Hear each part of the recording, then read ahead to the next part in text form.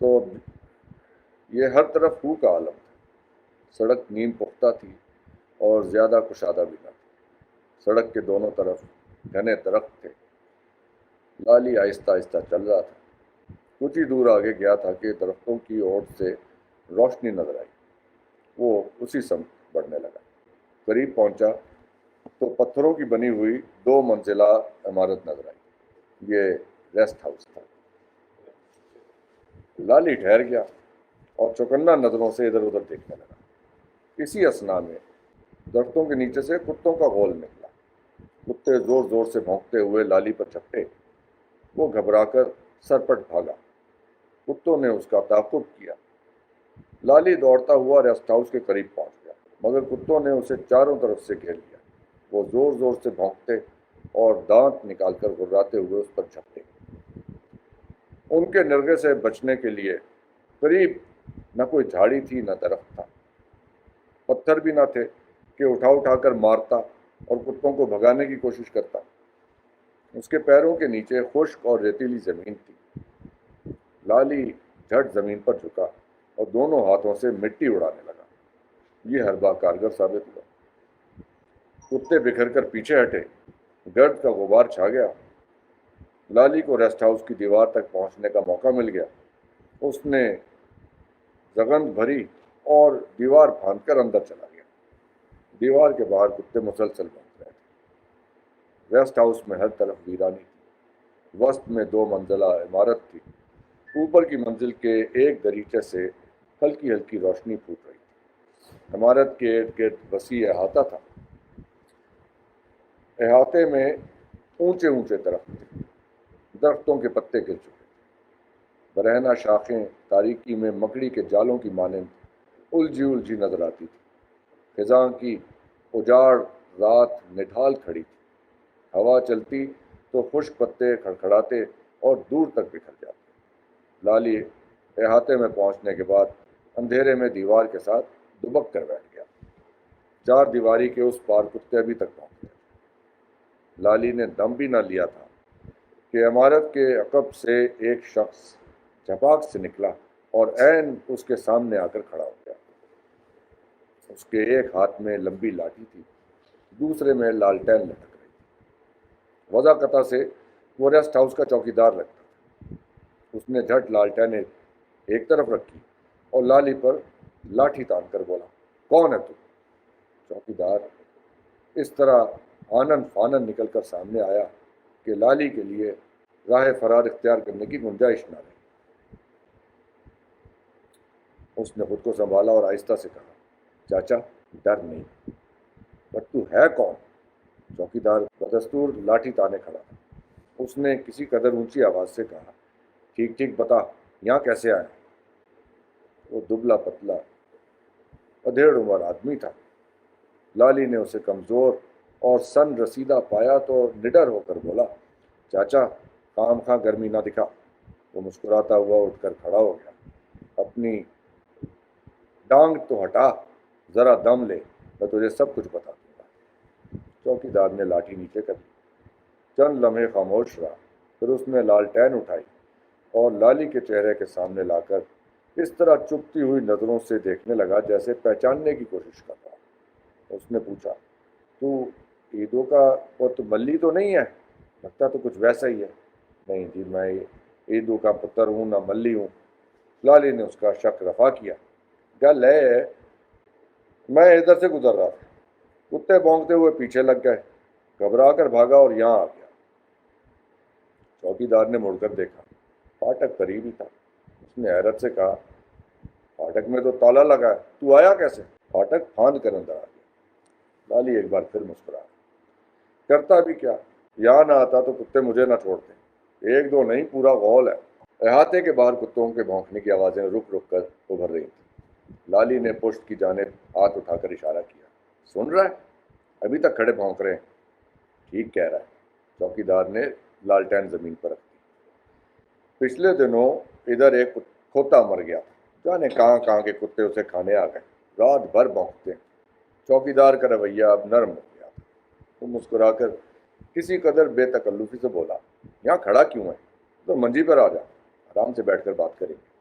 चौकीदार मुड़ा, लालटेन उठाई और आगे बढ़ गया। लाली भी साथ साथ चला। चलते चलते उसने पूछा, चाचा ये किसकी हवेली है? चौकीदार ने उसकी जानिब देखे बगैर कहा, यह हवेली नहीं, रेस्ट हाउस है, यहाँ सरकारी अफसर आकर ठहरते हैं। लाली ने हिचकिचाते हुए पूछा, आज यहाँ कोई ठहरा है? नहीं, चौकीदार ने जवाब दिया, रेस्ट हाउस बिल्कुल खाली है। दोनों बातें करते हुए दरख्तों के नीचे पहुंच गए।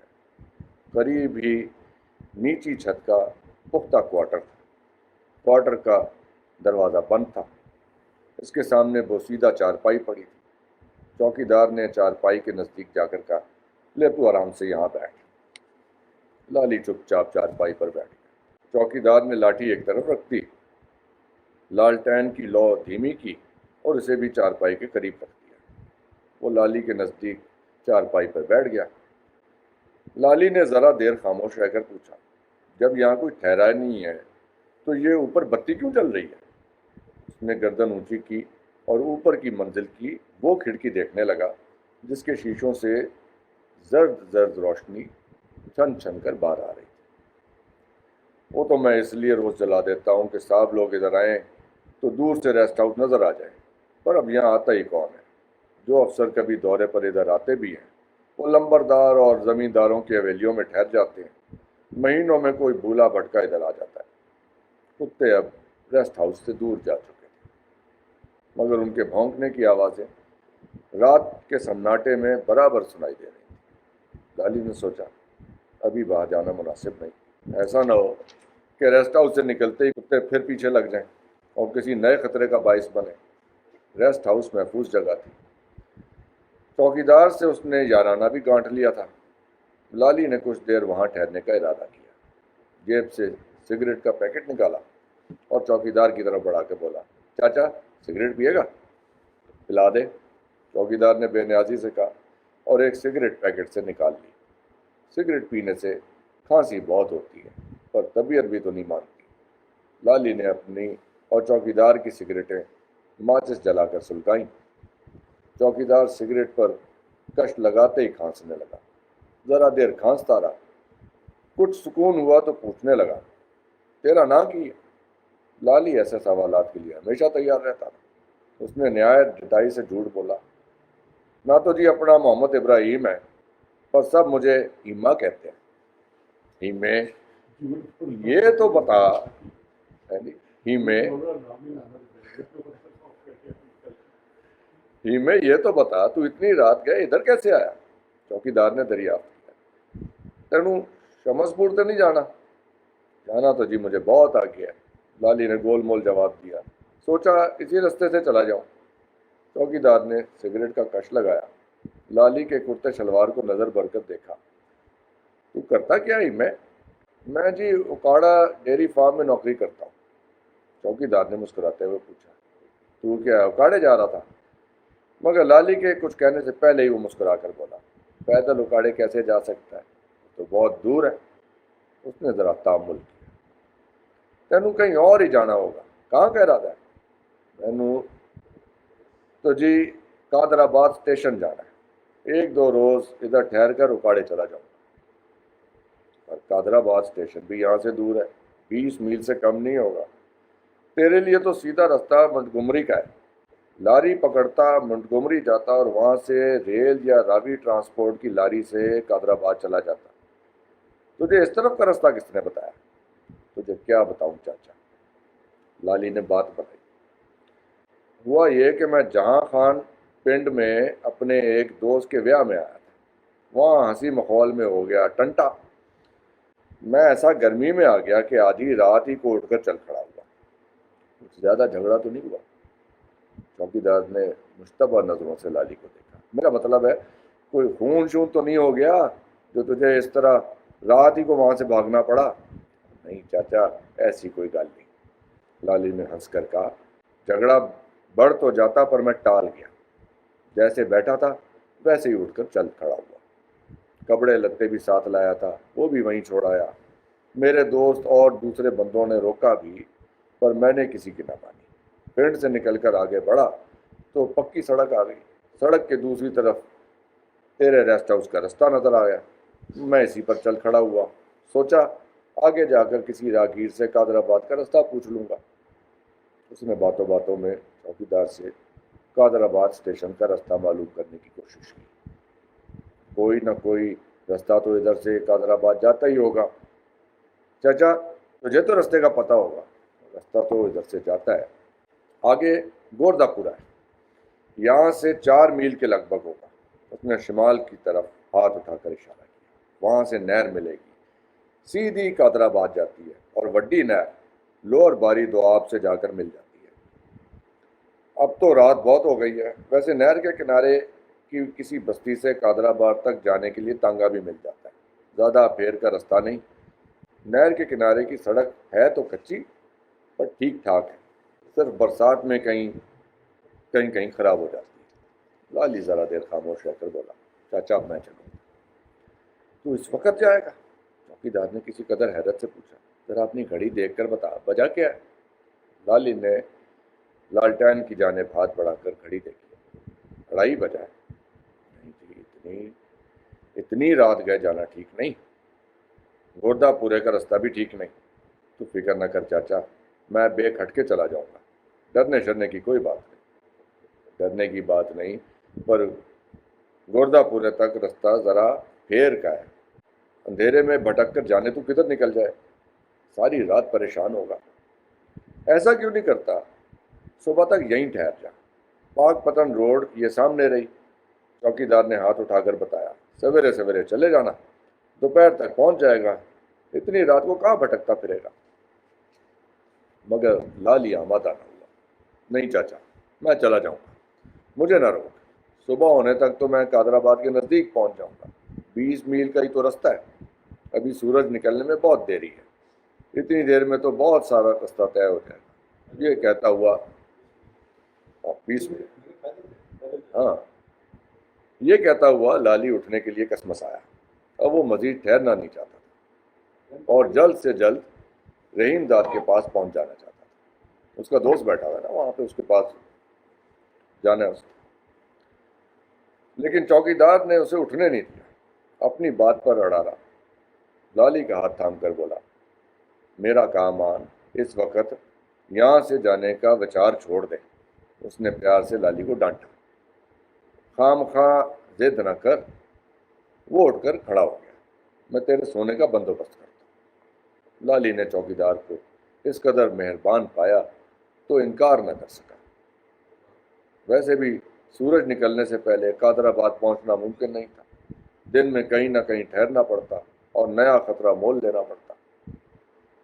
تو کہتا ہے تو میں نہیں جاؤں گا۔ اس نے قدر تامل کیا۔ چاچا میری فکر نہ کر، میں کہیں بھی سو جاؤں گا، چند گھنٹے کی تو بات ہے۔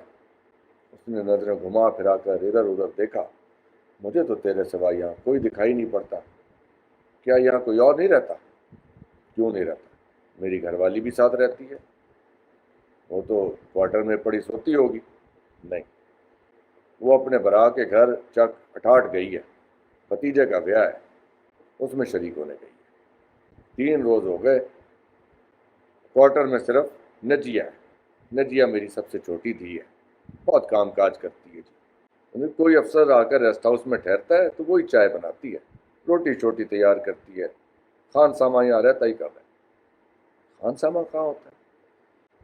ویسے تو ریسٹ ہاؤس ہی کا نوکر ہے، پر کام ایس ڈی او صاحب کے بنگلے پر کرتا ہے، رہتا بھی وہیں ہے، کبھی کبھار آ جاتا ہے۔ یہاں کام ہے ہی کون سا، اسے گئے 2 مہینے سے اوپر ہو گئے۔ سنا ہے اس نے ملتان میں کوئی دھندا شروع کر رکھا ہے۔ چوکیدار پر ایک بار پھر کھانسی کا دورہ پڑا، دونوں ہاتھوں سے سینہ بھینچ کر دیر تک کھانستا رہا۔ جب ذرا قرار آیا تو گویا ہوا خان سما کا کوارٹر خالی ہے، اسی میں سو جا۔ چوکیدار آگے بڑھا اور اپنے کوارٹر پر پہنچ کر کنڈی کھٹکانے لگا۔ ذرا دیر بعد دروازہ کھل گیا اور اس کی اوٹ سے دھندلا سا سایہ نظر آیا۔ یہ چوکیدار کی بیٹی نجیہ تھی۔ اس نے نیند میں ڈوبی ہوئی آواز میں پوچھا، کیا بات ہے بابا، خان سامہ کے کوارٹر کی چابی تو لا جائے۔ کیا خان سامہ چاچا آ گیا؟ نہیں، چوکیدار نے جواب دیا، اس کی منجی بات نکال لی۔ ذرا دیر خاموشی رہی، لالی بھی چپ چاپ بیٹھا رہا۔ चौकीदार ने नजिया से खानसामा के क्वार्टर की कुंजी ली, मुड़कर लाली की जानिब देखा और ऊंची आवाज से पूछा, चाय पिएगा? चाचा, ये चाय पीने का कौन सा टाइम है? ये सरकारी रेस्ट हाउस है, यहाँ हर वक्त चाय चलती है। चौकीदार ने बेतकल्लुफी से कहा। अब तो नजिया जाग ही गई है, फटाफट चाय बना देगी। मगर लाली चाय पीने पर आमादा न हुआ। नहीं चाचा, मैंने चाय शाय नहीं पी, नींद आ रही है। जैसे तेरी मर्जी। चौकीदार ने आहिस्ता से फिर बेटी को मुखातिब किया, दरवाज़ा बंद कर ले नजिया।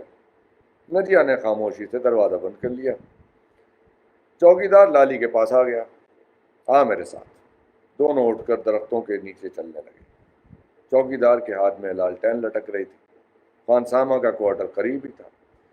चौकीदार ने ताला खोला और दरवाजे का एक पट खोलकर बोला, अंदर आ जा। लाली उसके हमरा क्वार्टर में चला गया। क्वार्टर में सिर्फ एक कमरा था। कमरे के आगे बरामदा था। बरामदे के साथ मुख्तसर आंगन था। क्वार्टर की 4 दीवारी ऊंची थी। बरामदे में एक चारपाई बिछी थी। चौकीदार ने चारपाई की जानिब इशारा करते हुए कहा, कमरे में बिस्तर भी है, बिछा ले।